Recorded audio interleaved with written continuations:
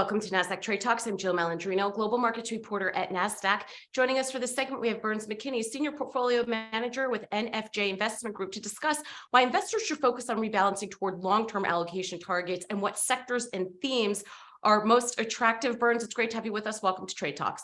Thank you for having me. I appreciate it. Let's start with macro first. Of course, everyone is thinking about that. And the question all comes down to inflation. We have CPI data coming out next week. Do you think that inflation has peaked at this point?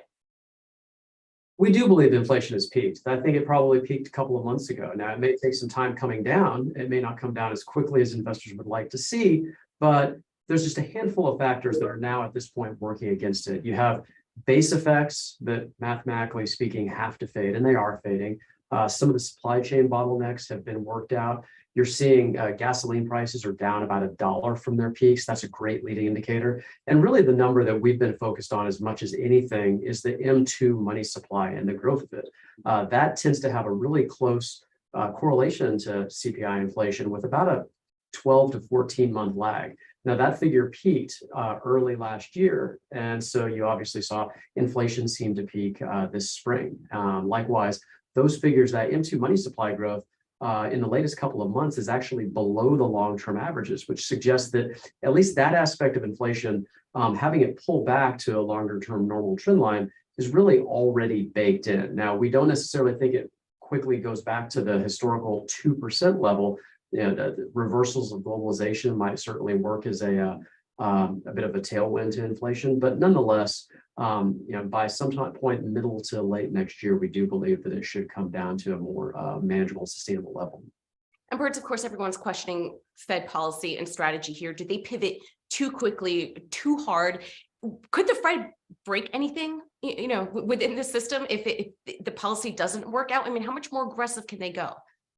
Well, I think really one of the bigger questions is, what is the definition of break? As far as when we say break something in terms of leading to a recession, they don't have a very good track record. If you look at of the last 14 Fed tightening cycles, 11 out of the 14 have led to a recession of some sort. So if you think about, they're getting it right. Basically, think about a baseball player that's batting 200. Not a great batting average. That said, there's a couple of different types of policy errors the Fed can make. One of which is, and I think this is what the investment community focuses on, is whether you lead to a recession. But the other type of error is also a pretty serious one, and that would be if the Fed declares mission accomplished a bit too soon. They did that in the 70s. They did it a couple of times in the 70s. They basically pulled back from their tightening, and you saw each step along the way, inflation went up even more and more. And what you ended up running into was a wage price cycle as investor expectations of inflation became unmoored, which in the longer term may actually be a more serious outcome. So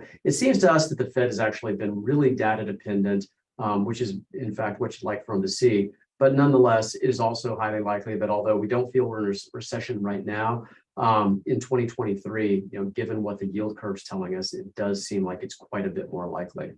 Yeah, I also think investors have been so conditioned, certainly over the past 13 to 14 years, to expect instant results, and stocks only go one way. And there's really a generation of traders and investors out there who have not been through this type of environment or prolonged volatility. So, Burns, the question is, where do stocks go from here?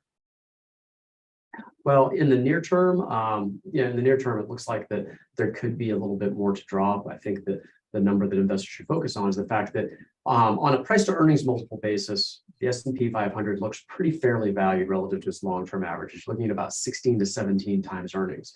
But the E in that multiple, the earnings figures, look like they may actually be a little bit inflated. You're starting to see companies really revise downward their estimates. And so whereas the bottom-up estimates may be higher, but a lot of the top-down strategist estimates, which tend to be a little bit more accurate if you're looking out a forward year, are starting to pull back a bit. And so if you pull those down, it would suggest that we're probably not going to see multiple expansion. And likewise, stocks don't tend to go up when the earnings are being revised downward. And so, if stocks do pull back, we do think that it could represent a buying opportunity for investors. If you see the S&P pull back to 3,400, 3,300, investors might want to rebalance to long-term allocation targets. And if it pulls back even further than that, then it could, in fact, at some point over the next 12 months, represent a really good buying opportunity. What are some names, sectors, and themes that investors should be focused on? I think among the themes that we've been looking at, I think that again, you have to pick your points, but technology is actually a pretty interesting place to be. The tech sector has been absolutely hammered.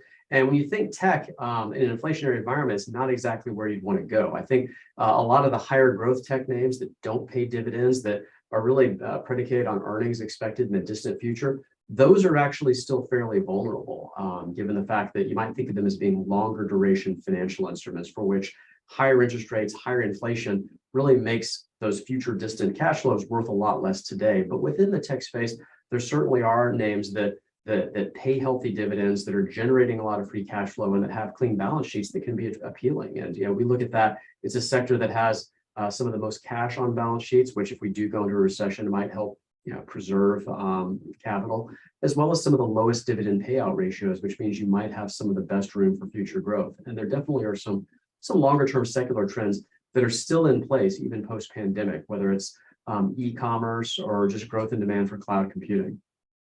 All right. We appreciate the insight, Burns. Thanks for joining us on Trade Talks. I'm Jill Malandrino, Global Markets Reporter at Nasdaq. For having me.